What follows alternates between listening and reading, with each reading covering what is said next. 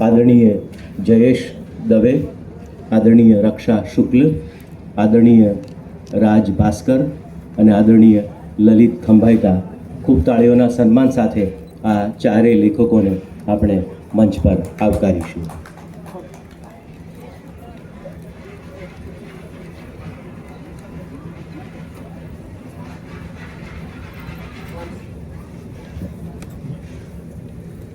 આપ સૌ ફરી એકવાર સ્વાગત છે અને કાર્યક્રમના પ્રારંભે સ્તુતિ જ્ઞાન માટે ડૉક્ટર કૃતિ મેઘનાથીને નમ્ર નિવેદન.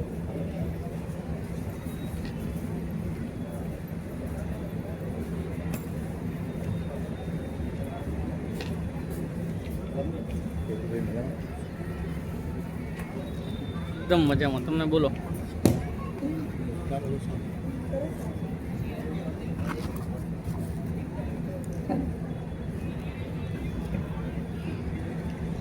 हेलो.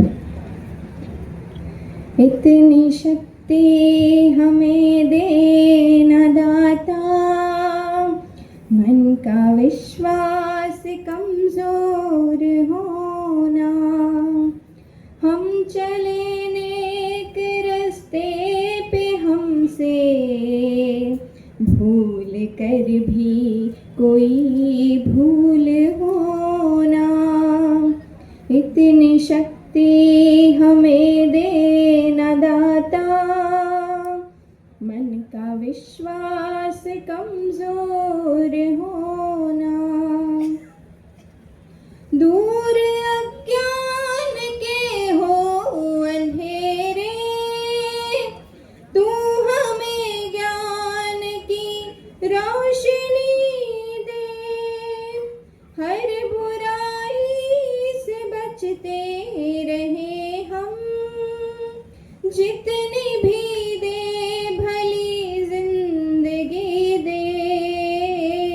बैर होना किसी का किसी से, भावना मन में बदले की होना. हम चले नेक रस्ते पे हमसे भूल कर भी कोई भूल होना. हम न सोचे हमें क्या मिला है, हम ये सोचे किया क्या है अर्पण. फूल खुशियों के बाटे सभी को, सबका जीवन ही बन जाए मधुवन.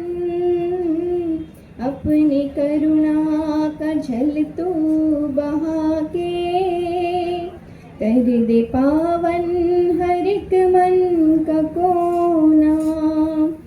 हम चले नेक रस्ते पे हमसे भूल कर भी कोई भूल होना.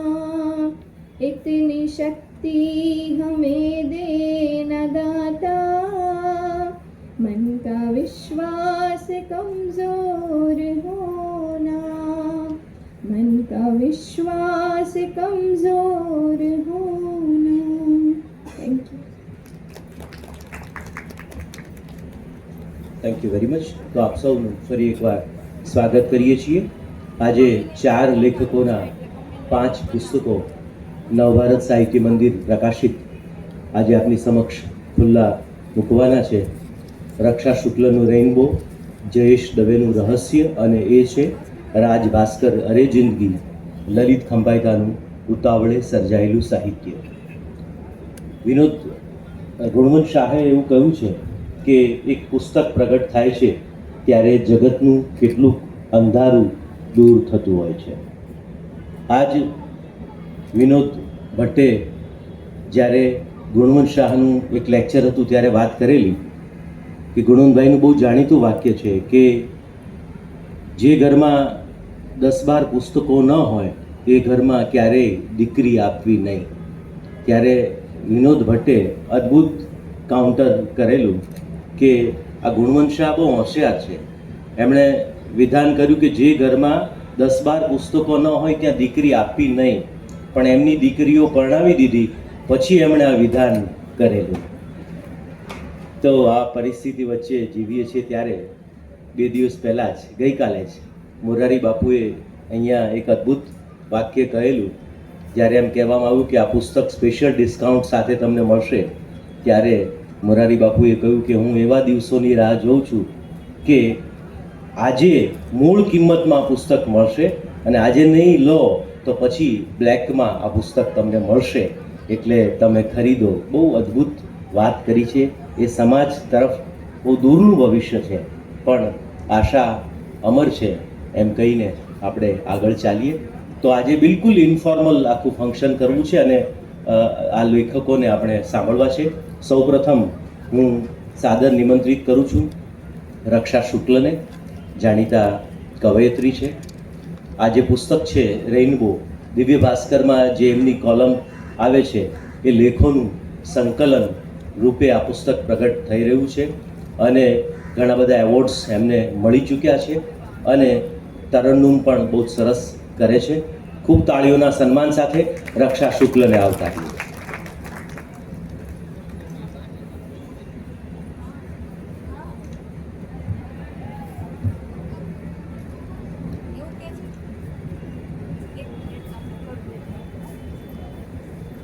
મંચસ્થ મહાનુભાવો ને મારા વહાલા સાહિત્ય પ્રેમીઓ, પ્રણામ દાદા. સાહિત્ય એ પોતાને મળવાનું સરનામું છે અને એ તમારો પરિચય પણ આપે છે. સાહિત્યનું કામ આમ તો આનંદ આપવાનું, પણ એ પહેલાં માણસને માણસ બનાવવાનું કામ સાહિત્ય કરે છે. તડકાથી સંતપ્ત એવા માણસને વૃક્ષની છાયા ખૂબ શાંતિ આપતું હોય છે, એમ દુનિયાવી દાહ પછી શબ્દોની શીતળતા આહલાદક બને છે. સર્જન ખૂબ અવળચંડુ ને અળવિતરું તો છે. આપણે વ્યસ્તતાના વનમાં જ્યારે હોઈએ ને ત્યારે જે સામે આવીને ઊભું રહે. શબ્દો બધા અવળચંડા, છટકણા બટકણા, પણ એ અર્થમાં આમ તો એ અતિથિ છે, આવીને ઊભું રહે છે. ત્યારે મારે મન જ્યારે સર્જન થાય છે ત્યારે જ નવું વર્ષ, નવો હર્ષ અને પરોઢનું પંખી પાંખો ફફડાવી બારીમાંથી બિસ્તર સુધી આવી જાય ત્યારે સપનાઓ પણ શરમાઈ જાય છે. શબ્દ સંબંધે નરસિંહના નાતી તરીકે મારા દામોદર કુંડમાં ગુજરાતી રોજ ધુબાકા દે છે. ભાષાના ભર દરબારે રચાતા આ ઠાઠમાઠનું કારણ માત્ર ને માત્ર સર્જન છે. જેમ્સ ગ્રે દિગ્દર્શિત ફિલ્મ the lost city of Z નો નાયક એક નવા પ્રદેશની શોધમાં નીકળી પડે છે, તેમ લેખન પણ એવા અગોચર આલમની એક ખોજ જ છે. ગોવર્ધન રામના શ્રી સરસ્વતી ચંદ્રની શોધ કે બક્ષીના યશ ન શાહની શોધને હું અલગ કરી શકતી નથી. બંને પોતપોતાની રીતે સાચા છે. જો કે શબ્દની શોધમાં સાચા કે ખોટાના કોઈ સરવૈયા હોતા નથી. શબ્દની શોધ સ્વયં એક સત્ય છે, એક એવો મનગમતો પ્રદેશ જ્યાં પોતાની મરજીનું આકાશ હોય, રાત્રિને અજવાળતો એક સૂરજ હોય, દિવસને ઠારતો ચંદ્ર હોય, મેઘધનુષને ખોલી આપતી બારી હોય અને ઝાકળનો ઝરૂખો હોય અને અઢી આકાશનું એક આકાશ પણ હોય. આટલું હોય તો ભયો ભયો. પછી તો અટ્ટના અરણ્યમાં પટ્ટણના પીપળે ઝૂલવાનું જ, બસ ઝૂલવાનું જ. આમ જોવા જઈએ તો દરેકના સંપ્રજ્ઞાત મનમાં અટ્ટની ઓલીપાનો એક પ્રદેશ હાજરા હુજુર હોય છે. કલ્પના અને વાસ્તવિકતાના બે કાંઠાની વચ્ચે વહેતું આપણું અસ્તિત્વ એનો પોતાનો એક દરિયો ઝંખે છે. એના છાલક છાંટા ભીતરને પણ ભીંજ્યા કરતા હોય છે. આખા આકાશમાં મેઘધનુષની રંગોળી ચિતરવાનું મન થાય. એના છાંટા છાલક ભીતરને પણ ભીંજ્યા કરતા હોય છે. આખા આકાશમાં મેઘધનુષની રંગોળી ચિતરવાનું મન થાય ત્યારે શિશુષા સળવળી ઉઠે છે. પતંગિયાની પાંખે ઉગી નીકળતું ઉપવન શબ્દોમાં ગોઠવવું કંઈ સહેલું નથી. ફૂલોના પડછાએ સૂતેલી સુગંધને જગાડવી પડે છે, પણ જાગ્યા પછી એ સુગંધ મને સુવાળા સંવેદનોના સરનામાઓ આપે છે. એ લીલીછમ લાગણીઓ મારા થાકોડાને, મારા કળતરને પળવારમાં છું કરી નાખે છે.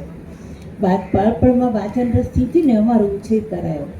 પરિવારમાં પુસ્તકને જ પ્રથમ પરમેશ્વરનો દરજ્જો મળતો. નાનપણમાં છાપાની પૂર્તિ હું સંતાડી દેતી. ફુરસતના સમયે તેને કાઢી અને વાંચતી, એને વાગોળતી, એના પર વારી જવું ને અભિભૂત થવું એ મારી દૈનિક ક્રિયાના એક અનિવાર્ય ભાગ બન્યા. શાળા કોલેજમાં હું ક્યાંય ન મળું તો લાઇબ્રેરીમાં જડું. પુસ્તકો પર નજર ફેરવવા જાઓ તો બ્લેક હોલની જેમ એ મને પોતાનામાં ખેંચે.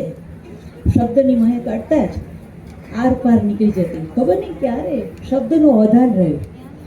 પણ હવે મન સંતૃપ્ત થયાની અનુભૂતિથી પ્રફુલ્લિત બની કલમની કાંખમાં વિહરવા લાગ્યું. મારી સારી માઠી સંવેદનાઓને શબ્દદેહ મળતા એક જાણે સાચી ઓળખ મળી. સાહિત્યના રમવાણ થતાં મારો જીવ ગાલાવેલો થઈ ચંપા કે ચમેલીની માફક લડી ગયો. અક્ષરના આકાશમાં મને મારા ચંદ્ર સૂર્ય મળી જાય છે, ખાલીપો પણ સબત થઈ જાય છે. 7 જન્મના પુણ્ય કર્યા હશે ત્યારે જ શબ્દનો સહવાસ સાંપડતો હશે. સાહિત્યનું પ્રથમ અને પ્રખર કામ માણસને માણસ બનાવવાનું છે, ત્યારે સાહિત્યનું દુઃખ પણ સુખ આપનારું છે અને સાહિત્યનું સુખ પણ અધિક સુખ આપનારું છે. વૈજ્ઞાનિકો જેટલું જ સન્માન વૈચારિકોને પણ છે. પહેલા જીવનમાં હું શ્વાસ ભરતી હતી, હવે જીવનમાં શ્વાસોને ભરું છું. લખવું એટલે મારા માટે કીડીને લાધેલો સાકરનો હિમાલય. વળી જે ઘટી રહ્યું છે તે સાત્યંત સુંદર છે. મારા વેગધનુષને લઈને આપના આકાશે હું આજે ઊભી છું. ડેડલાઇનના દરવાજે ઊભા રહીને લખવું અઘરું તો છે. વાચકોના વાલ દ્વારા સમજાયું કે ઠીક છે, કંઈક સારું લખાઈ રહ્યું છે. સાહિત્યનું વરદાન મળ્યું હોય પછી બીજું તો ઈશ્વર પાસે શું માગવાનું? બહુ દઈ દીધું ના. ઉમાશંકર ઠાકરે આપણને અસ્તુ.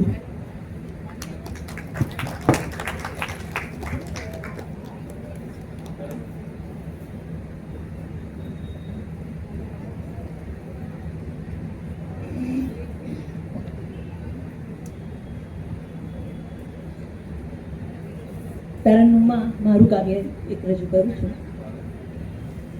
હરિનામના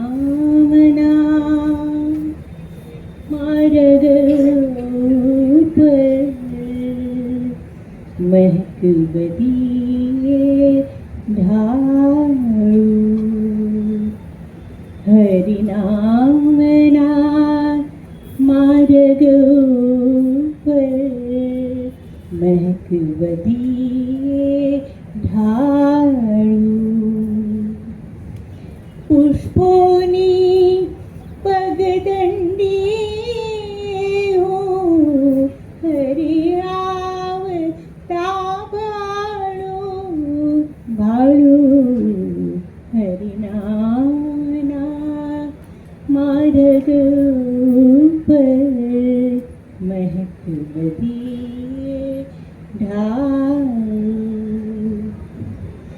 નજરોમાં વાલપ છલકે ને હૈયું થાતું ડૂલ. હરખ નામની ડાળે ઉગડે ફૂલની જાણે ઝૂલ. હરિવરથી ધીમું મરકે મંદ મંદ મરમાળું ભાળું.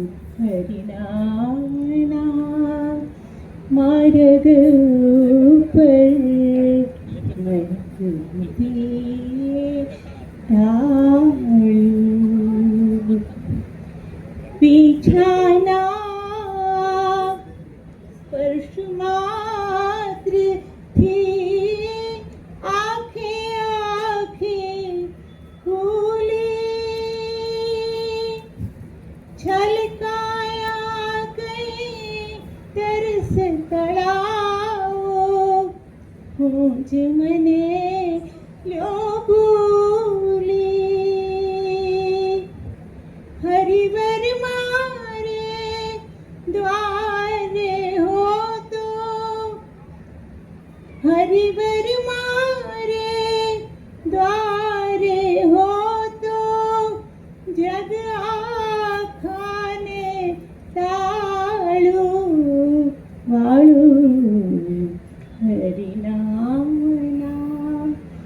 માર્ગ ઉપર મહેક બધી ઢાળું. અસ્તુ.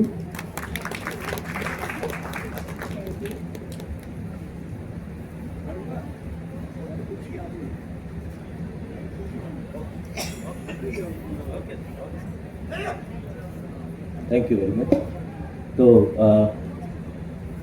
હરિનામના માર્ગ ઉપર મહેક બધીએ ઢાળું શબ્દો પણ આપણે અક્ષરથી ઈશ્વર સુધી પહોંચવાનો આમ રસ્તો છે.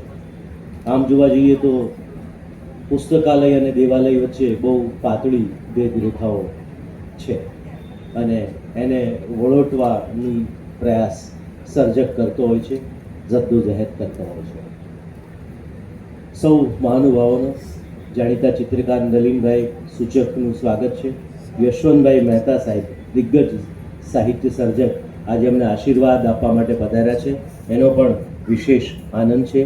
સાધનાના તંત્રી આદરણીય ભાનુભાઈ ચૌહાણ સાહેબ, પરબના તંત્રી શ્રી કિરીટ દુધાત સાહેબ, આપનું પણ અમે સ્વાગત કરીએ છીએ. ભાસ્કરની ટીમ પણ અહીં હાજર છે.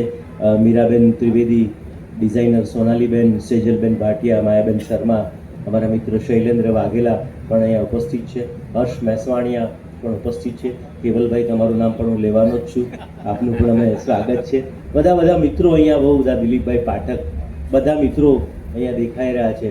સૌનું અમે હૃદયના ઉમળકા સાથે સ્વાગત કરીએ છીએ અને આનંદનો ઉમળકો વ્યક્ત કરીએ છીએ કે આપ અહીંયા પધાર્યા. તો હરજીવન દાફડાના બે શેર સાથે હવે પછીના એક સર્જકને આપની સમક્ષ પ્રસ્તુત કરવા છે કે એમના ભરના હિસાબો આપણી પાસે નથી, શ્વાસના ચોક્કસ હિસાબો આપણી પાસે નથી. એમના ભરના જવાબો આપણી પાસે નથી, શ્વાસના ચોક્કસ હિસાબો આપણી પાસે નથી. એક ઊંચા કૂદ કે આકાશને આંબી શકે એટલા મજબૂત ખ્વાબો આપણી પાસે નથી. ને સહેજ અમથું સૂંઘવાથી આયખું મહેકી ઉઠે, સહેજ અમથું સૂંઘવાથી આયખું મહેકી ઉઠે એટલા મજબૂત ગુલાબો આપણી પાસે નથી. ને વૈભવી સામાનથી છલકાય છે ઘર આપણા, કોઈ ખૂણામાં કિતાબો આપણી પાસે નથી. તો મેણું ભાંગવા માટે આજે આ સર્જકોએ એક ખિસકોલી કર્મ ઉપાડ્યું છે. ત્યારે ફરી એકવાર દૈવતભાઈ, આપણા બહુ જાણીતા નવલકથાકાર દૈવત ત્રિવેદી, એમનું પણ અમે સ્વાગત કરીએ છીએ. કવિ મનીષ પાઠક શ્વેતનું પણ અમે સ્વાગત કરીએ છીએ. સૌનું સ્વાગત કરીએ છીએ. સાથે સાથે મૂળ સ્વાગત આમાં રહી ન જાય, બધું બીજા કરવામાં બચ્યું.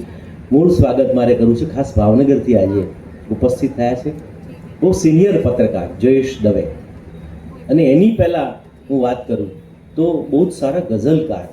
પછી ખબર નહીં વચ્ચે એક ગેપ આવ્યો. મને યાદ છે કે હું કોલેજમાં ભણતો હતો ત્યારે જયેશ દવે અને હર્ષા દવે એ બંનેના સંયુક્ત કાવ્યસંગ્રહના વિમોચન નિમિત્તે હું ખાસ તળાજાથી, કોલેજમાં નહીં હાઈસ્કૂલમાં હતો ત્યારે હું ખાસ એ માણવા માટે ગયેલો. અદ્ભુત ગઝલો લખતા હતા. પણ પછી પત્રકારત્વ ક્ષેત્રે બહુ જ બધા અખબારોમાં તંત્રી પદ અને પછી તો ગ્રુપ એડિટર તરીકે અને હવે સાહિત્ય અને શિક્ષણને સમર્પિત થઈ. પત્રકારત્વ તો ખરું જ, ફૂલ ટાઈમ નહીં, પણ એ ચિત્રલેખાના પ્રતિનિધિ તરીકે પણ, સૌરાષ્ટ્રના પ્રતિનિધિ તરીકે પણ કાર્યરત છે.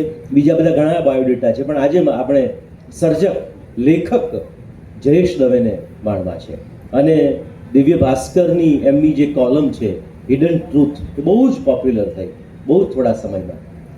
એક પહેલું આની પહેલાં એ પુસ્તક થયું હિડન ટ્રુથ નામે, અને હવે એમના જે આ બે પુસ્તક રહસ્ય અને એ છે, એ બે પુસ્તકો આપની સમક્ષ આવ્યા છે જુદા પ્રકારે જરા. એટલે તમે જે કોલમમાંથી પસાર થતા હો અને એ કોલમમાંથી ત્રુટક પસાર થવાને બદલે સાદ્યંત તમારે પસાર થવું હોય તો આ બંને પુસ્તકોમાંથી પસાર થવું જોઈએ. એક આધ્યાત્મ, એક રહસ્ય, એક ગર્ભિત ક્ષણોને કેટલી સરસ રીતે, સાયન્ટિફિક રીતે આ પેલી જે પ્રકારે કર્મકાંડ કે વિધિની રીતે નહીં, એનું પણ મૂલ્ય છે, પણ એ જુદી રીતે એક મૂલવવાનો પ્રયત્ન કર્યો છે. એટલે એનો આનંદ છે કે જે કંઈ એ એક મુદ્દો ઉપાડે છે એમાં જયેશ દવેનો સંસ્પર્શ અનુભવાય છે. ખૂબ તાળીઓના સન્માન સાથે આદરણીય જયેશ દવેને એમની કેફિયત માટે હું સાદર વિનંતી કરું છું.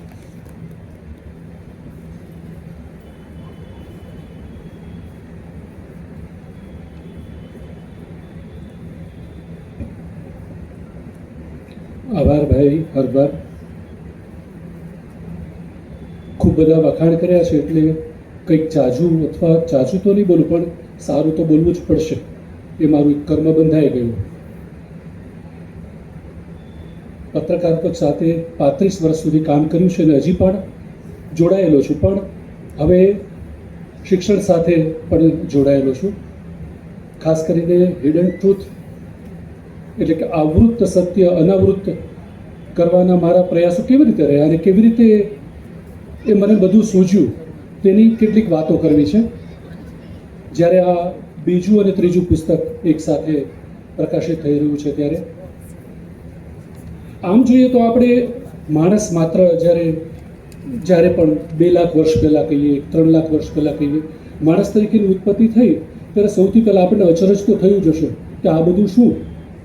જ્યારથી આપણે સમજણા થયા શું ત્યારથી એ આદિવાસી હશું, ગુફામાં શું, જ્યારે પણ ત્યારે આ બધું શું એટલે પહેલો પ્રશ્ન સાથે જ માણસની ઉત્પત્તિ થઈ હશે.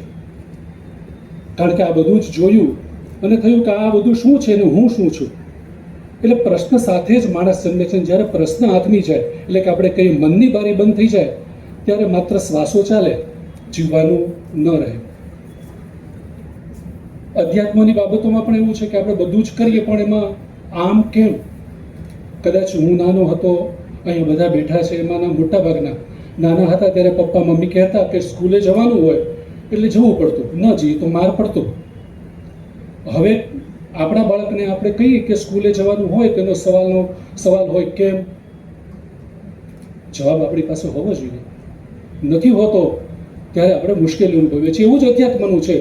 કોઈ એવું કહે કે ઈશ્વર છે તો આપણે થવું જોઈએ તો કેવો, કેમ, શું કામ. આ પત્રકારત્વમાં રહ્યા લલિતભાઈ એટલે આપણને ચાર વાયના અમારે સીધા જ ફંડામેન્ટલ લાગુ પડે. દેવતભાઈ કોણ, શું કામ, કેવી રીતે, કોણ, આ બધા જ અમારા ફંડામેન્ટલ હોય. એટલે નાનપણથી આ બધું ઘૂંટાતું કે આ બધું શું કામ, કેવી રીતે થતું હશે. આ ઈશ્વર કહે છે, ઈશ્વરની પૂજા કરવાની શું કામ કરવાની.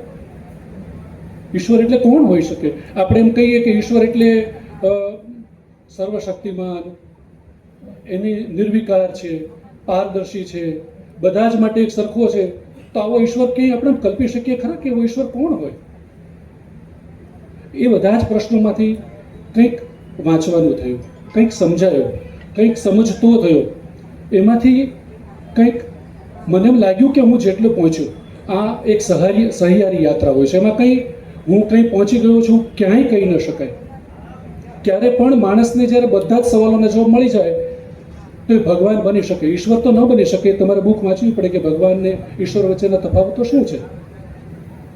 તો આપણી પાસે બધા સવાલોના જવાબ ક્યારેય મળવાના નથી. પણ આ મને જે સવાલો થયા સમજવાનો પ્રયત્ન કર્યા, એમાંથી જે પણ મને કંઈ મળ્યું એ યાત્રામાં હું કંઈક પહોંચ્યો એનો પ્રયત્ન મેં આમાં ઉતારવાનો કર્યો. અને એમાં પણ એક સંયોગ છે. હું આ બધું કરતો અને ભાઈ લલિતના આમ સંપર્કમાં, મારો યુવા મિત્ર, અમારા વચ્ચે આમ તો વયનો ખૂબ તફાવત, પણ યુવા મિત્ર આ બધી વાતો થતી હોય. અચાનક એકવાર ફોન આવ્યો કે જયેશભાઈ આવી એક કોલમ આપણે લખવાની છે. પત્રકારત્વ જીવ એટલે અમને ખબર હોય કે કોલમ લખવી એટલે એનું સાતત્ય જળવાવું, એનું કન્ટેન્ટ જળવાવું, એ બધું જ ખૂબ અઘરી બાબત હોય છે. એટલે મેં કહ્યું, ત્યારે હું એક છાપાના ગ્રુપ એડિટર તરીકેની જવાબદારીમાં, એટલે મેં કીધું 2 દિવસ મને આપને ભાઈ. 2 દિવસ પછી પાછો એનો સામેથી ફોન આવ્યો કે જયેશભાઈ શું થયું. મેં તો કરીએ ચાલો, પણ કેટલું કન્ટેન્ટ ને મને કે 600 થી 600 શબ્દોનું લખાણ જોઈએ. એક અધ્યાત્મ અને વિજ્ઞાનની વાત અને 500-600 શબ્દોમાં લખવાની હોય તો એ જરાક અઘરું બની જાય. પણ છતાં મારે માટે પણ એક કસોટી હતી. પણ એ સુપેરે સરસ રીતે કરી શકે એનો આનંદ છે. કારણ એ કોલમ છપાવા લાગી પછીથી ખૂબ વાંચકો મળ્યા, ઘણા બધા વાંચકો મળ્યા. ખાસ કરીને અમદાવાદથી, સુરતથી ફોન કરે, લલિતભાઈને જયેશભાઈનો નંબર આપો, નંબર લઈને વાત કરે. એમાં એક આડ વાત એ પણ કરું, ઘણા ખરા એમ કે તમે ભૂત પ્રેતમાં માનો છો, તમે કર્મકાંડમાં માનો છો. એવું લાગે કે આવી બધી કોલમ વાંચે ને એટલે બધા એમ થાય કે આ કોઈ પંડિત હશે અને કંઈક કર્મકાંડી હશે એવું લાગે.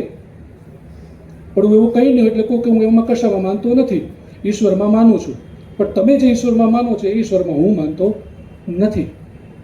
એટલે આવા બધા ખૂબ બધા વાંચકો મળ્યા. એની પાસેથી પણ મને ઘણું બધું મળ્યું. ઘણા વાંચકો એમ કે ઓલું પુસ્તક વાંચ્યું તમે, ઓલા પુસ્તકમાં તમે કહો છો એવી જ વાત છે.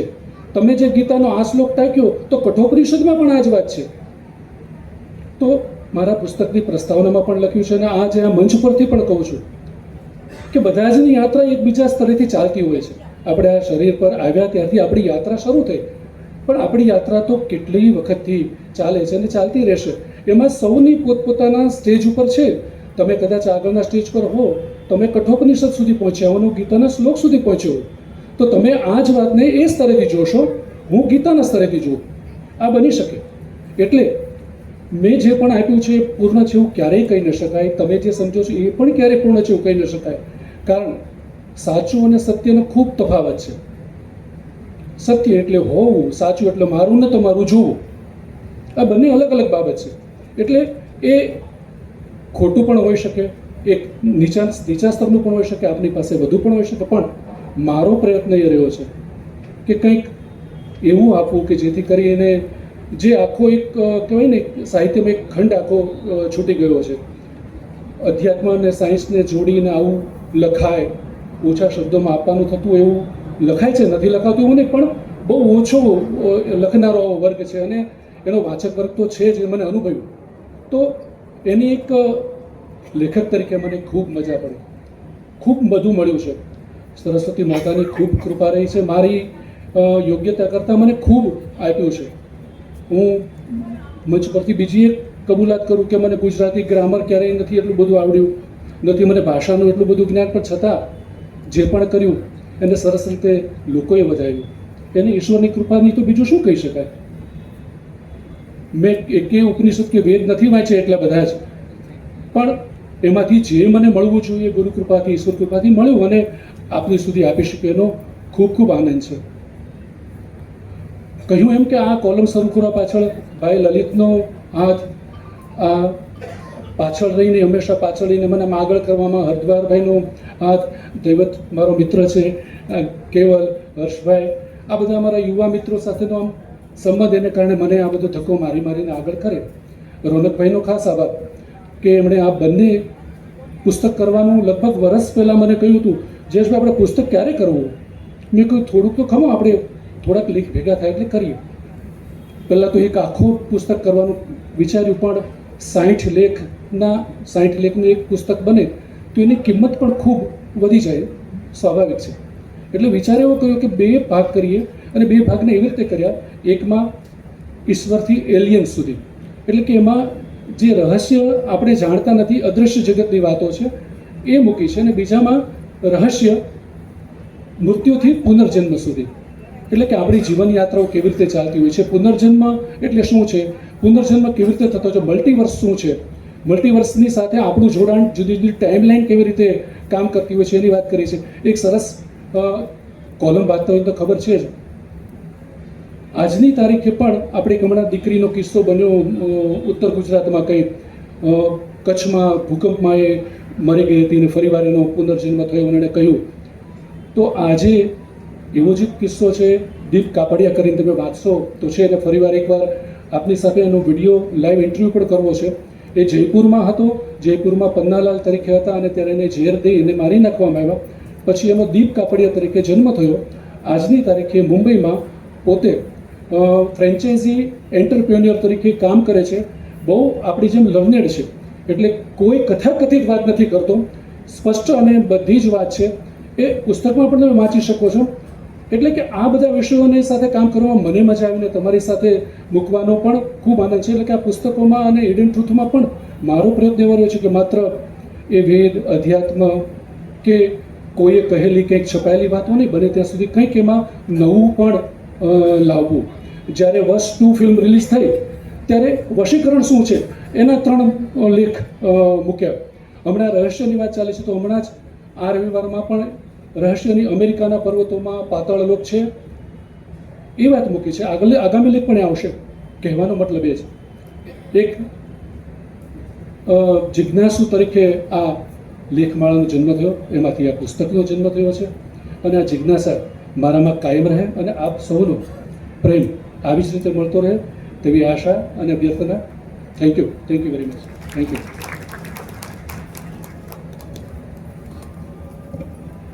Thank you very much Jayeshbhai Dave.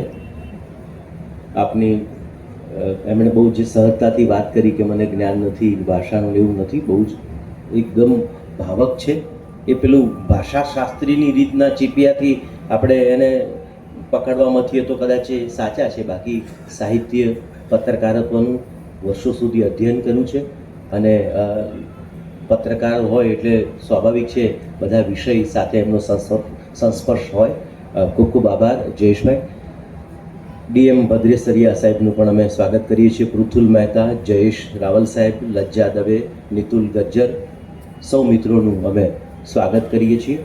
અને હવે આપ જે ક્ષણને પહોંચવા આવ્યો છો એ ક્ષણને પ્રસ્તુત કરીએ એ પહેલાં એક નાની પ્રસ્તુતિ શબ્દને મંચ પર પધારવા માટે હું સાદર વિનંતી કરું છું.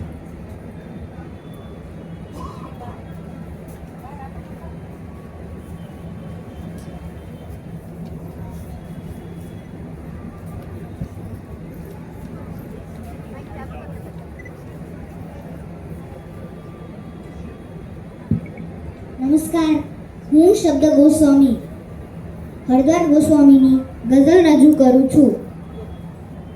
ડગુ મગુ કે દંડવતના થાતી ભાષા, ડગુ મગુ કે દંડવતના થાતી ભાષા, હોકારા પડકારા કરતી ગાતી ભાષા. ડગુ મગુ કે દંડવતના થાતી ભાષા, હોકારા પડકારા કરતી ગાતી ભાષા. હું બોલું તો ભાભળ ભૂતી ભૂલ ભરેલી, હું બોલું તો ભાભળ ભૂતી ભૂલ ભરેલી, તું બોલે તો આ કેવી શરમાતી ભાષા. પ્રેમ નામના પ્રદેશની મીઠી મધમાતી, પ્રેમ નામના પ્રદેશની મીઠી મધમાતી, આખી દુનિયાને કેવી આ સમજાતી ભાષા. દલપતના ડાપણને દાઢે વળગાડીને, દલપતના ડાપણને દાઢે વળગાડીને, નર્મદના જુસ્સા જેવી જજ્બાતી ભાષા.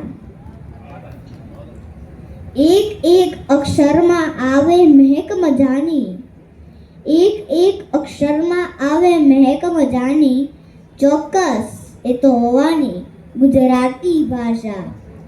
ડગુ મગુ કે દંડવતના થાતી ભાષા, હોકારા પડકારા કરતી ગાતી ભાષા. Thank you.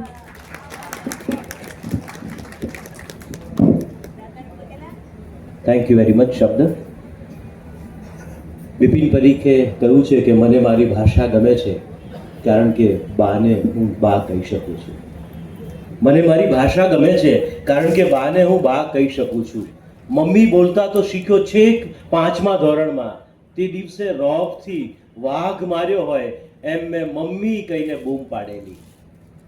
બા ત્યારે સહેજ હસેલી કારણ કે બા ક્યારેય બેંકમાં સર્વિસ કરવા નથી ગઈ, બા ક્યારેય કોઈ લાયન્સની પાર્ટીમાં પણ નથી ગઈ, બા કોઈ કિટી પાર્ટીમાં પણ નથી ગઈ, બા કોઈ કુકિંગ ક્લાસમાં પણ નથી ગઈ.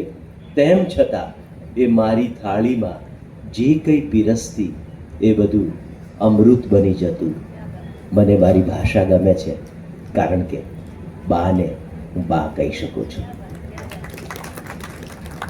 તો મને મારી ભાષા ગમે છે કારણ કે આ બધા સર્જકો આટલી આસ્વાદ્ય વાત એ ભાષામાં લખે છે. તો હવે આપ સૌ જે ક્ષણોને પોંખવા આવ્યા છો એ વિમોચન બિલકુલ મેં કહ્યું ઇન્ફોર્મલ કરવું છે એટલે અહીંયા અમે ઉપક્રમ પણ એવો જ કર્યો છે કે ઓડિયન્સમાં જે પહેલી નજર પડે અને એમને વિમોચન માટે અમારે સાદર નિમંત્રિત કરવા છે. તો રક્ષા શુક્લના રેઇનબો પુસ્તક માટે સાધનાના તંત્રી ભાનુભાઈ ચૌહાણને મંચ પર પધારવા માટે હું સાદર વિનંતી કરું છું. રાજ ભાસ્કરના વાર્તા સંગ્રહ અરે જિંદગીના વિમોચન માટે જાણીતા વાર્તાકાર કિરીટ દુધાત સાહેબને મંચ પર પધારવા માટે હું વિનંતી કરું છું. ઉતાવળે સર્જાયેલું સાહિત્ય એના વિમોચન માટે હું સાદર વિનંતી કરું છું અમારા સૌના યશવંત દાદા આદરણીય યશવંત મહેતા સાહેબને. અને જયેશભાઈના બંને પુસ્તક રહસ્ય અને એ છે એમાં પૂર્વેશભાઈ શાસ્ત્રીને મંચ પર સાદર વિનંતી કરું છું.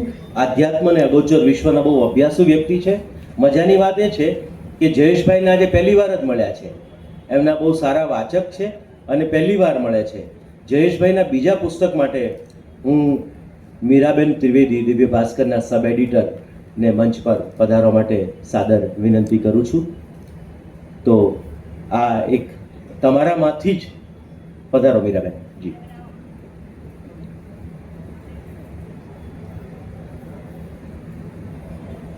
ખૂબ તાળીઓથી આપણે આ ક્ષણને વધાવીશું.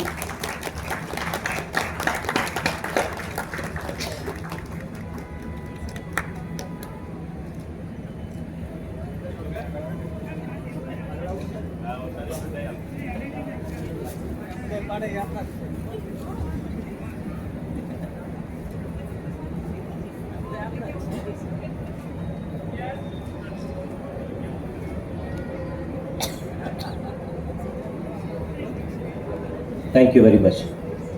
જયેશભાઈ બંને હાથમાં એના બંને પુસ્તક રાખેલા ને? Yes, very good, very good. જયેશભાઈને તો આજે બે હાથમાં લાડવા છે. Thank you very much. સૌ મહાનુભાવોનો ખૂબ ખૂબ આભાર. ફરી એકવાર આદરણીય યશવંત મહેતા સાહેબ, ભાનુભાઈ ચૌહાણ સાહેબ, પૂર્વેશભાઈ શાસ્ત્રી, મીરાબેન ત્રિવેદી, કિરીટ દુધાત સાહેબ, આપનો ખૂબ ખૂબ આભાર વ્યક્ત કરીએ છીએ. અને હવે એક એવા હોનહાર પત્રકાર, દિવ્ય ભાસ્કરના મેગેઝિન એડિટર અને આજે જે ઉતાવળે સર્જાયેલું સાહિત્ય, નામ એવું આપ્યું છે ઉતાવળે સર્જાયેલું સાહિત્ય, પણ ખરેખર બહુ નિરાતે સર્જાયેલું આ સાહિત્ય છે. કારણ કે બહુ નિસ્બતથી એમણે લેખો કર્યા છે, નિસ્બતથી પાછું રીરાઇટિંગ કર્યું છે.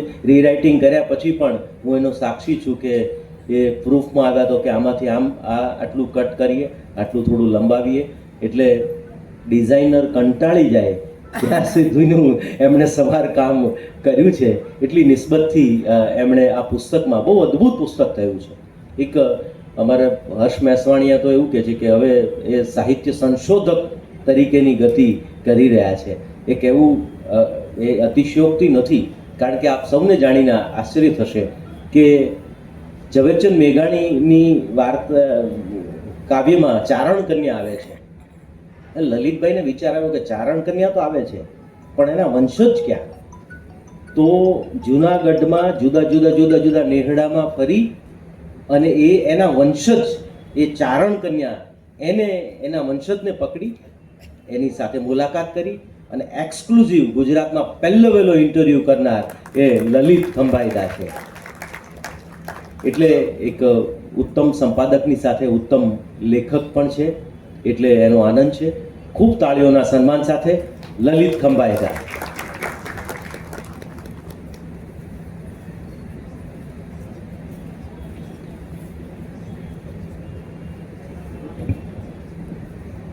ઉપસ્થિત સૌને નમસ્કાર.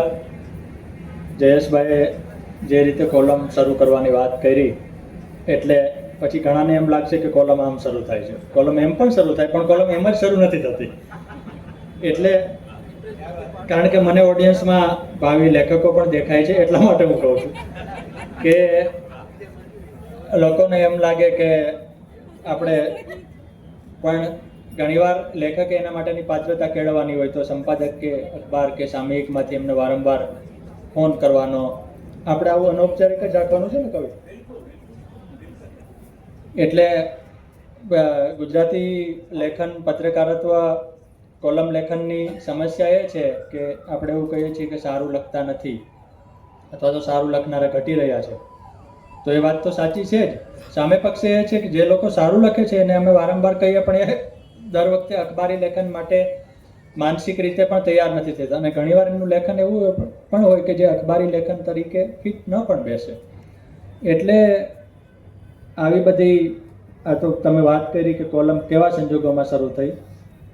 તો એવું છે કે છાપાઓમાં કોલમો શરૂ થાય બંધ થાય એ ચાલતું રહેતું હતું. એક કોલમ બંધ થઈ ત્યારે મારા મનમાં ક્લિયર જ હતું કે આનું રિપ્લેસમેન્ટ આ હોઈ શકે એમ.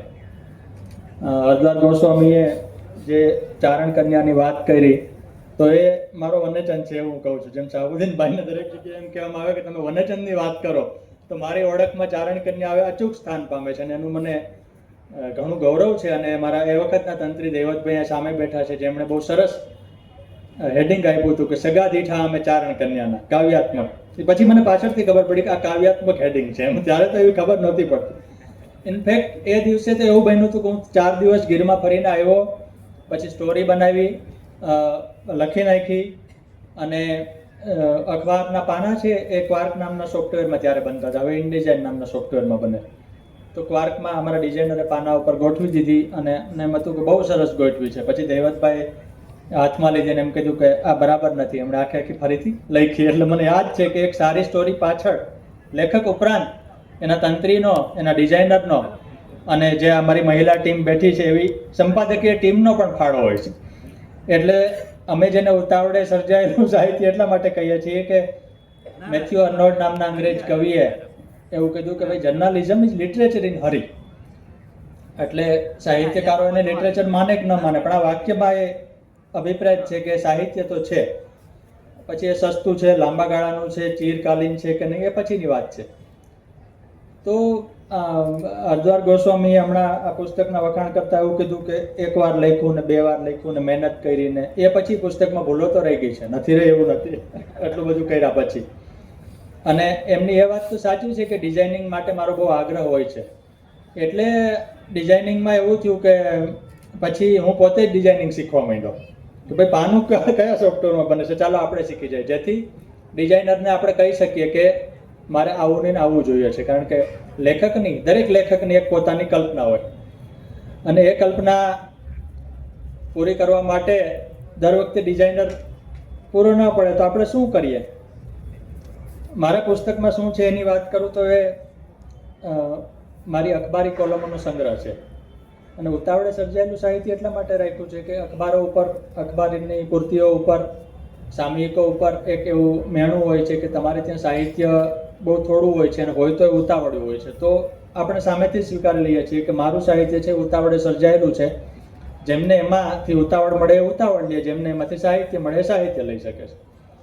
એટલે એવા મારી કોલમ માટેના અને પછી કેટલાક બ્લોગ માટે લખાયેલા પ્રકરણોનો મેં સંગ્રહ કર્યો છે.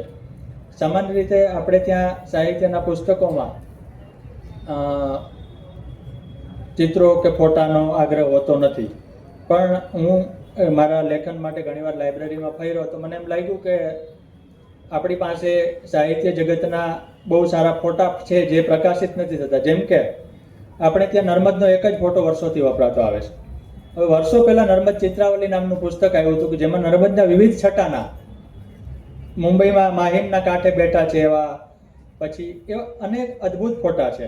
અને સાહિત્ય પરિષદની લાઇબ્રેરીમાં એ પુસ્તક છે. તો મને એમ લાગ્યું કે આ બધું છે આપણે ઉતાવળે જે સાહિત્ય સર્જીએ છીએ એના દ્વારા લઈ આવીએ. એટલે ઉતાવળે એ રીતે સર્જાયેલું છે કે અખબારી કોલમ માટે લખાયેલું છે. બીજું એવું છે કે મને પુસ્તક આવ્યું ત્યારે, પછી લખાઈ જાય ત્યારે પ્રતિભાવના ફોન આવે અથવા તો પહેલાં હું કોઈને પૂછતો હોઉં તો પૂછે કે આ કઈ રીતે વિચાર આવ્યો, કે આ પુસ્તક કઈ રીતે બન્યું, જે તમારો સવાલ હતો કે ક્યાંથી.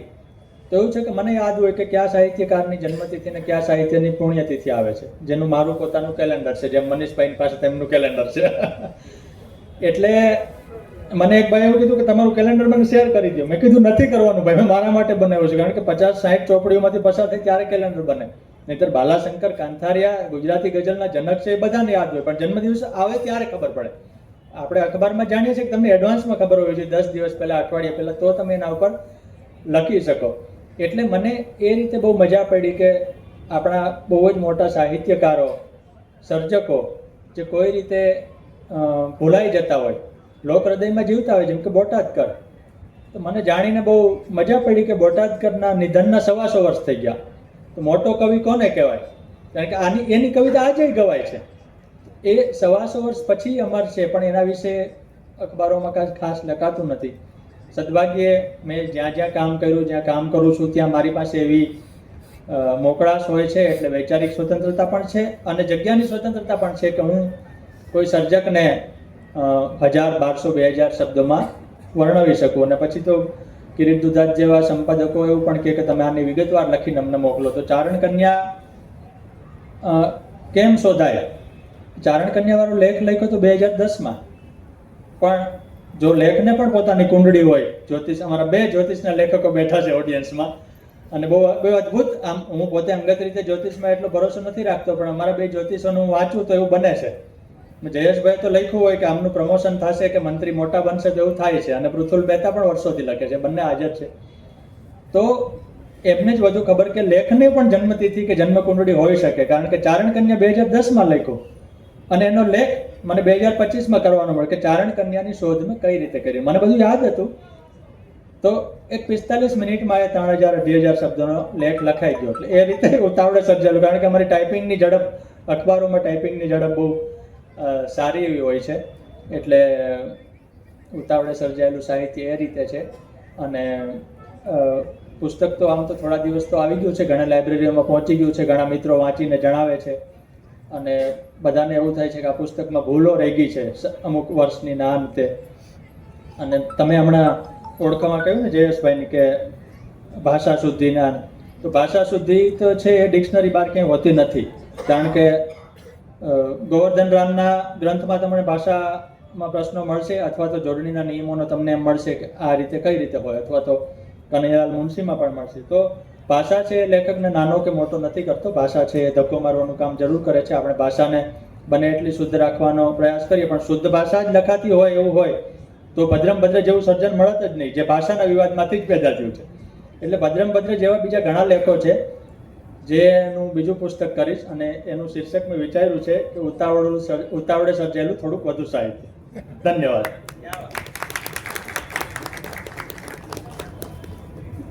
Thank you very much. ખૂબ ખૂબ આભાર આદરણીય લલિતભાઈ. એમણે પોતાની કેફિયત સર્જનની વાત પ્રસ્તુત કરી. Thank you very much sir. અને એમ કહેવાય છે કે તોફાની વિદ્યાર્થી હોય તો એને મોનિટર બનાવી દેવાય, નબળો પત્રકાર હોય તો એને તંત્રી બનાવી દેવાય, નબળો શિક્ષક હોય તો એને પ્રિન્સિપાલ બનાવી દેવાય, નબળો માણસ હોય તો એને નેતા બનાવી દેવાય. એમ આજે હવે હું જે વ્યક્તિને પ્રસ્તુત કરું છું એ રાજભાસ્કરને છેલ્લે રાખવાનો બહુ બહુ બહુ મારો ઇરાદાપૂર્વકનો ગિમિયો છે, કારણ કે હવે 13 મિનિટ પછી સાધનાનો એટલે એમનો જે કાર્યક્રમ શરૂ થવાનો છે, એટલે હવે એમને વહેલું કરવું કે મોડું કરવું એ નક્કી એમને કરવાનું છે, પહેલાંય બોલી નહીં શકે. એટલે ખાસ એમને મેં છેલ્લે મૂક્યા છે. પણ જોક સપાટ, સાધનાના સહતંત્રી છે, એથી વિશેષ ઓળખ પત્રકાર છે, એથી વિશેષ બહુ સારા વાર્તાકાર છે. દિવ્ય ભાસ્કરમાં વર્ષો પહેલાં અરે જિંદગી નામની આ કોલમ, આ વાર્તાની ખૂબ ચાલેલી, અમને ખૂબ વખણાયેલી. અને અત્યારે દિવ્ય ભાસ્કરમાં એમની 2 કોલમ, બુધવારે ક્રાઇમની અને શુક્રવારે ફિલ્મની રંગરસિયા, બંને ખૂબ એમની એક પોપ્યુલર કોલમ છે અને ખૂબ વંચાય છે. અને એટલું બધું રાજભાઈએ લખેલું છે કે ક્રાઇમના તો જે પુસ્તકો કોઈ આવ્યા જ નથી એમના, એ સિવાય વાર્તાનું આ પહેલું જ પુસ્તક. બાકી બહુ જ બધી વાર્તાઓ એ પહેલાં લગભગ આ 25 વર્ષની એમની કારકિર્દી કટાર લેખનની, અને ખૂબ સારા વક્તા પણ છે. અને એથી વિશેષ મને, હું જેમને સતત કયા કરું છું, બહુ સારા એન્કર છે, પણ બહુ એમાં બહુ ધ્યાન આપતા નથી. એનું કારણ પણ છે એમની પાસે એમના ઉપર બહુ બધી જવાબદારીઓ છે. તો ખૂબ તાળીઓના સન્માન સાથે રાજભાસ્કરને સાદર પ્રસ્તુત કરું છું.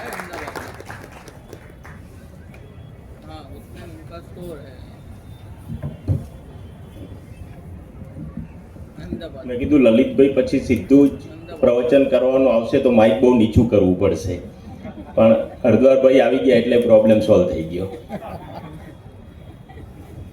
હરદ્વારભાઈએ કીધું એમ સંચાલન કરતો હોઉં છું.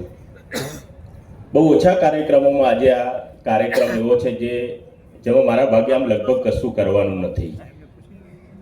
નહીતર જનરલી હું એવી બધી વિધિ કરાવતો હોઉં છું જે આજે મારે કરવાની થાય છે. લેખક પધરાવો સાવધાન, સન્માન કરો સાવધાન, આવું બધું. પણ એનો આનંદ છે, જિંદગી આવું બધું પણ બતાવે છે. એટલે જિંદગીને કહેવાનું મન થાય કે અરે જિંદગી થેન્ક યુ.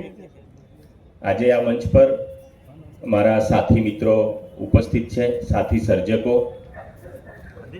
જેમના સર્જનમાંથી શુક્લ પક્ષનું અજવાળું પ્રગટ થાય છે તેવા રક્ષાબેન શુક્લ અને આપણા રહસ્યોનું હવે શું થશે એનો જવાબ એવા જયેશ દવે.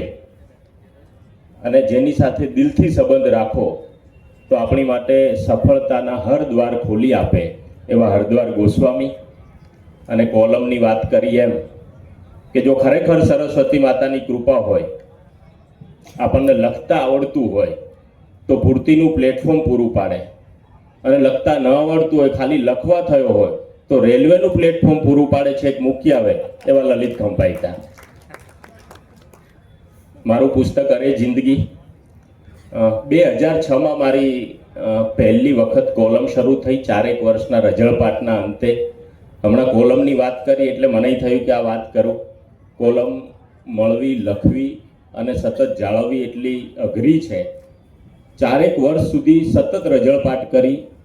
નરોડાથી ગુજરાત સમાચારમાં આવું સાયકલ લઈ, નરોડાથી સંદેશમાં જવું વસ્ત્રાપુર, ત્યાંથી શારદા મંદિર આરપારની ઓફિસે આવું, અભિયાન જવું, આવું બધું.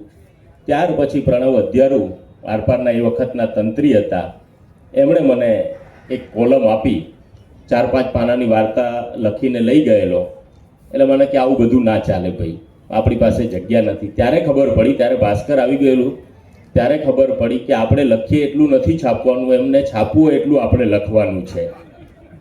એટલે પ્રણવભાઈએ મને કીધું કે તું નાની વાર્તા લખીને લાવ, 401 શબ્દોની. હવે ત્યારે તો બહુ બધો ઉત્સાહ હોય એટલે આપણને ખબર ના પડે 400 શબ્દોમાં તો વાર્તા કેમ બને. હું તો વર્ણન જ 500 શબ્દોનું કરતો હતો એ વખતે, પણ છતાંય લખીને લઈ ગયો અને પ્રણવભાઈને ગમીને એ રીતે એ કોલમ શરૂ થઈ. પ્રણવભાઈ આજે ઉપસ્થિત નથી રહી શક્યા અનિવાર્ય સંજોગોના કારણે, પણ 5-1 વાર્તા થઈ ત્યારે એમને હું બહુ પેલા સાથે કહું છું, એમને કોઈક મોટા લેખકે ફોન કર્યો કે કયા મોટા લેખક ડમી નામે રાજભાસ્કરના લખે છે આ વાર્તાઓ. એ મારી જિંદગીમાં મને મળેલો સૌથી મોટો પુરસ્કાર છે. અને ત્યારથી લઈ અને 2021 સુધી જુદા જુદા મંચ પર આરપારમાં લખી, પછી દિવ્ય ભાસ્કર મારે જિંદગી કોલમમાં આ બધી વાર્તાઓ લખી અને એમાંથી ચુનંદા વાર્તાઓ જે હતી તેનું આ સંકલન છે અરે જિંદગી. આ વાર્તાઓને મેં 15 વર્ષ થઈ ગયા, 20 વર્ષ થઈ ગયા મઠારી છે, પણ એની આગને બિલકુલ ઠારી નથી, એ રીતે મઠારી છે. આ વાર્તાઓ લખતી વખતે મેં 2 બાબતોનું ખાસ ધ્યાન રાખ્યું છે. એક તો મોપાસા, ઓ હેનરી, આ બધાથી પ્રભાવિત છું. ધૂમકેતુ આપણા જે વાર્તામાં ચમત્કૃતિ અચૂક હોય, એમનું કોઈ પણ સર્જન એવું ના હોય કે તમને ધ્રાસકો ન પડે, સંવેદના સભર ધ્રાસકો. એટલે આ વાર્તાઓમાં પણ મેં એવો પ્રયત્ન કર્યો છે કે વાર્તાના અંતે ચમત્કૃતિ હોવી જોઈએ, ધ્રાસકો પડવો જોઈએ, કંઈક સંવેદના સંભર કંઈક પેલું થવું જોઈએ. તો એ પ્રકારે આ વાર્તાઓ લખી છે. અને બીજી એક ખાસ વાત ધ્યાનમાં રાખી છે કે આ વાર્તાઓમાં આપણું રાષ્ટ્ર, આપણો સમાજ, આપણો પરિવાર આને કોઈ નુકસાન ન પહોંચે એ પ્રકારની જ મારી વાર્તા હોવી જોઈએ. એક 16 વર્ષની દીકરી એના પપ્પાને વાર્તા વાંચીને સંભળાવી શકે પુસ્તકનું કોઈ પણ પાનું લઈ, એ પ્રકારે મેં એ નિસ્બતથી આ વાર્તાઓ લખી છે. કેવી લખાય છે તો આપ સૌ જ નક્કી કરશો. અને બીજી એક ખાસ વાત, આની ટેગ લાઈન છે કે રોલર કોસ્ટર જેવી જિંદગીની રોમાંચક વાર્તાઓ. એટલે આપણી જિંદગી રોલર કોસ્ટર જેવી છે, આપણે ગમે તે ધારીએ ઉપાડે, પછાડે, પાડે, બધું કરે. એટલે એવી બધી ઘટનાઓને આ પુસ્તકની અંદર એ વાર્તા સ્વરૂપે મૂકી છે. આપણા આદરણીય ધૂમકેતુ એવું કહેતા કે કોઈ પણ વાર્તા લખો અને એના પહેલા ફકરામાં જો તમે બંદૂક લટકતી બતાવી હોય તો એ વાર્તા પૂરી થાય ને ત્યાં સુધી એ ફૂટવી જોઈએ. એ વાર્તામાં જો એ બંદૂક ના ફૂટે તો પેલું લખાણ નિરર્થક છે. એટલે મેં એમને પણ ધ્યાનમાં રાખીને જો બંદૂક લટકતી બતાવી છે તો ફોડી છે, અને ફોડી છે તો બતાવી છે. સસ્પેન્સ લખે છે આદરણીય દૈવતભાઈ, તો એમને વધારે ખબર હશે. પાછળથી તમે બંદૂક કાઢો ના કાઢો તો એનું ક્યાંક તમારે વર્ણન પહેલાં કરવું પડે. તો આ પ્રકારે આ નિસ્બતથી કામ કર્યું છે.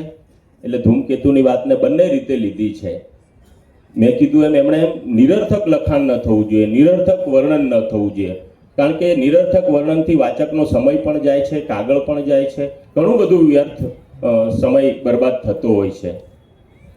કાગળની વાત નીકળી છે તો મારે ચોક્કસ કહેવું છે કે એક ઝાડ જ્યારે કાગળ બને છે ત્યારે બહુ બધું ગુમાવતું હોય છે. વટે માર્ગુનો વિસામો, છાંયો, પંખીનો માળો, વરસાદ, આ બધું આપણે ગુમાવીએ ત્યારે એક કાગળ બને છે. અને એક સર્જક, એક લેખક જ્યારે સર્જન કરે છે ત્યારે એણે ફરી વખત એ કાગળ પર એ વટે માર્ગુનો વિસામો, એ છાંયો, એ પંખીનો માળો અને એ વરસાદ સમાજને આપવાનો હોય છે. આ બધું સમાજને આપવાનું હોય છે. અને આ બાબતનું ધ્યાન રહે એ પ્રકારે આ બધી વાર્તાઓનું સર્જન કરી છે. મારી લગભગ હું પુસ્તકનો મારો કેટલી થઈ છે એ ભૂલી ગયો છું. 101 મોટિવેશનલ પુસ્તકો કરી છે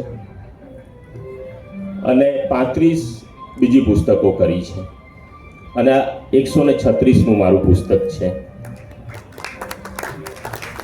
અરે જિંદગીની અંદર કોલમમાં લખાય છે એટલે આપણા દરેક પ્રકારના સંબંધો, માતા પિતા, દોસ્ત, પ્રેમ, પાડોશી, પરિવાર, પ્રવાસ, આ બધી સાંપ્રત ઘટનાઓ, આમ સ્થૂળ એક રીતે વાર્તા લખવા બેઠા હોઈએ, કોઈ પણ સર્જક હોય, રાધર મારે તો એવું જ થાય, તો આપણે બહુ બધા રંગો એમાં ન પૂરી શકીએ. પણ કોલમમાં વાર્તા લખવાની હોય તો શિયાળો હોય, ઉનાળો હોય, ધારો કે ધગધગતો ઉનાળો, તો ત્યારે હું એવું ન લખી શકું શિયાળાની વાત કે ચોસલા પડો એવી ઠંડીગાર રાત જામી હતી, એવું ન લખી શકાય. એટલે અનાયાસે જ આ વાર્તાઓની અંદર આપણા બધા તહેવારો, આપણું સાંપ્રત સમાજ, આ બધું, દિવાળી હોય તો દિવાળીને લગતી વાર્તા હોય, ઉત્તરાયણ હોય તો આકાશમાં કથાનો પતંગ ચડાવ્યો હોય, નવરાત્રિમાં ગરબો કોરાવ્યો હોય, ઇવન કોરોના કાળ જેવી આપણા ત્યાં બીમારી આવી તો એને લગતી વાર્તા. કારણ કે એ વખતે કોલમમાં મારા એડિટર હતા કૃષ્ણકાંતભાઈ, તો કે આ પ્રકારનું ન લખાય ભાઈ બીજું, કે બધા ફરવા ગયા, બધા સ્વસ્થ હતા ને આવું બધું એમ.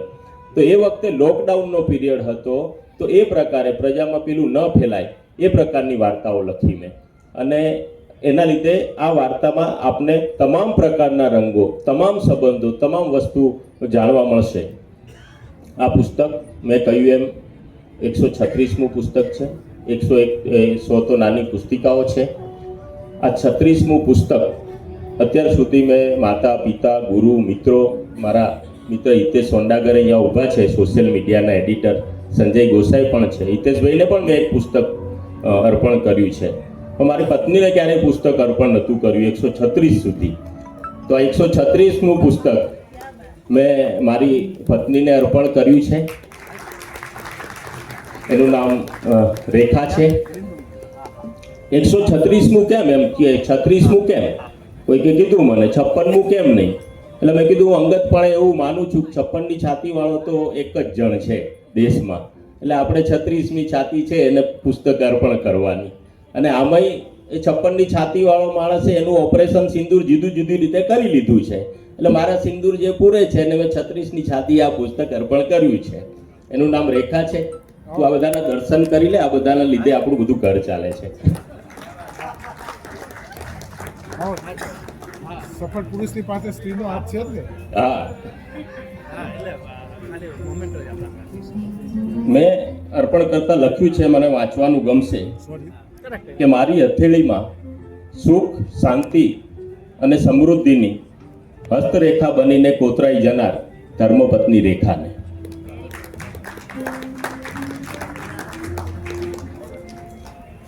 મને હમણાં ઘણા લોકોએ પૂછેલું કે તમે લખો ત્યારે વાચકોને ધ્યાનમાં રાખીને લખતા હો છો. એટલે મેં ના પાડેલી. મેં કીધું ના, હું લખું ત્યારે હું મને ધ્યાનમાં રાખીને લખું છું, હું મારી સાથે નિસ્બત રાખું છું. કારણ કે મને મજા આવશે ને તો જ વાચકોને મજા આવશે, અને મને જો મજા નહીં આવે તો વાચકોને મજા નહીં આવે. અને મના મજા ના આવે ને એવું લખાયું હોય તો ફાડીને ફેંકી દઉં છું. કારણ કે મારા માટે મારા વાચકોનો 1 રૂપિયો અને 1 મિનિટ મારા હજારો રૂપિયા અને હજારો કલાક કરતાં વધારે છે. એટલા માટે હું આ મહેનત કરું છું. હમણાં અમે અહીંયા હું ઘણા બધા યંગ જનરેશન જોઉં છું, બહુ આનંદ થાય છે. જૈનજી આ પુસ્તક મેળામાં પણ અમે તો રોજ આવીએ છીએ, હું મારા સાહેબ ભાનુભાઈ, કેટલા બધા યુવાનો છે. એટલે આપણને એ આનંદ થાય છે. મારે ખાસ આ વાત શેર કરવી છે કે આપણે જે બધી રીલોમાં જોઈએ છે ને કે બધા શર્ટ કાઢીને થિયેટરમાં બેભાન થઈ ગયા અને રોતા રોતા બેભાન થઈ ગયા, અને એ આપણી જૈનજી નથી. આપણી જૈનજી અહીંયા બેઠી પણ છે. મારા દીકરાના કોલેજ કરતા ભાઈબંધોએ આવ્યા છે, સ્કૂલ કરતા ભાઈબંધોએ આવ્યા છે, ને એનાથી વધારે આ પુસ્તક મેળામાં છે આપણી જૈનજી. એના માટે જોરદાર તાળી પાડવી જોઈએ આપણે. એટલે છેલ્લી વાત કરી અને મારી વાત પૂર્ણ કરું છું કે મેં મારા દીકરા પ્રણય અને દક્ષ અહીંયા આવ્યા ને ત્યારે બહુ બધા ઓછા લોકો હતા. તો એણે મને કહ્યું કે પપ્પા અહીં તો સાંભળનારા બહુ ઓછા માણસો છે. એટલે મેં કીધું આ બેટા માણસો બહુ ઓછા છે અને સાહિત્યના કાર્યક્રમોમાં પણ સંખ્યા આટલી જ રહેવાની. કારણ કે વસ્તી ગણતરી પ્રમાણે તો બહુ બધા લોકો જીવે છે, પણ મસ્તી ગણતરી પ્રમાણે જીવનારા આટલા જ લોકો છે. અને તમે બધા અહીંયા આવ્યા છો તો તમારા બધાનો ખૂબ ખૂબ આભાર. અને છેલ્લે એક પંક્તિ કહીશ રઈસ મણિયારની કે આપણે ક્યાં કંઈ લખ્યું જ છે. એક મીરાએ લખ્યું અને એક કબીરે લખ્યું. ધન્યવાદ. Thank you very much. એમની વાત સાચી છે, સંખ્યા આટલી જ હોય. કુમાર મેગેઝિનની અંદર બચુભાઈ રાવત જ્યારે એના મેગેઝિનમાં 1 કરતાં વધારે બહુ જ લવાજમો આવે ને એટલે પહેલું કામ એ જૂના અંકો લઈને બેસી જાય એના કુમારના કે આપણા અંકની ક્વોલિટી કંઈક સસ્તી તો નથી થઈ ગઈ ને, નબળું તો સામયિક નથી પડ્યું ને. તો આ પ્રકારની સજ્જતા કવિશ્રી જીતેન્દ્ર જોશી, ડૉક્ટર સ્મિતાબેન જોશીને અમે આવકારીએ છીએ. અને હવે આશીષભાઈ પ્રિન્સિપાલ, એમને પણ અમે આ ક્ષણે આવકારીએ છીએ. તો હવે હું આદરણીય મિર્ઝા સાહેબ, રમેશ મિર્ઝા સાહેબ, આપણા ગુજરાત સરકારના પ્રવાસન તીર્થયાત્રા સ્થળના સચિવશ્રી, એમને મંચ પર પધારવા માટે વિનંતી. આપણે સર્જકોનું અભિવાદન કરીશું. સાથે સાથે ડેપ્યુટી HOD બલદેવસિંહ જાદવ સાહેબને પણ હું વિનંતી કરીશ. સૌપ્રથમ રક્ષા શુક્લના અભિવાદન માટે હું સાહેબને વિનંતી કરીશ.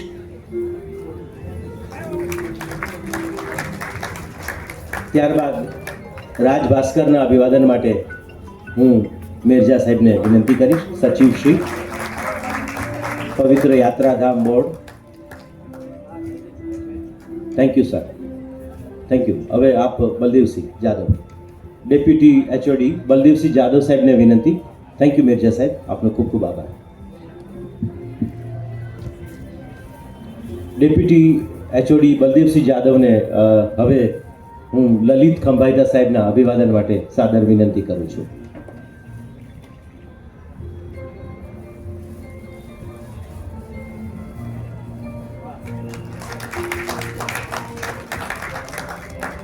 અગેન બલદેવસિંહ જાદવ સાહેબને વિનંતી કે જયેશ દવે સાહેબના અભિવાદન કરશે.